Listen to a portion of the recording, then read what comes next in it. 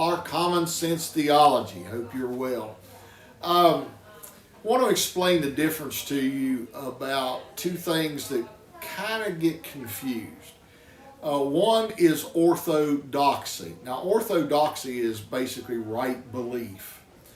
Everybody gets so caught up into that. And yes, we need to have certain things. There are certain things that if you're going to be a Christian, you really need to be able to agree upon with everyone else. We can have our little theological differences in certain things. But primarily, if you can agree on what's in the Apostles' Creed, you're doing pretty good.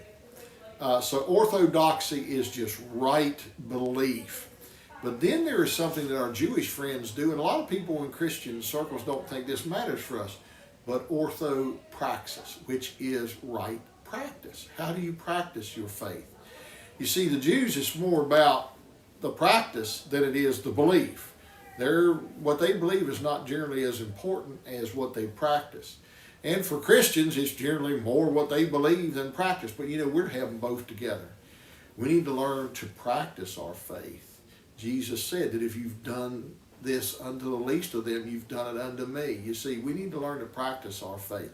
That's why God frees us up from the worries of death, hell, and the grave. Once you are in Christ, you are born again Christian, you are in Christ, you've been baptized into the faith, then you're not to sit and worry about going to hell, you're to do the work of Christ in this world.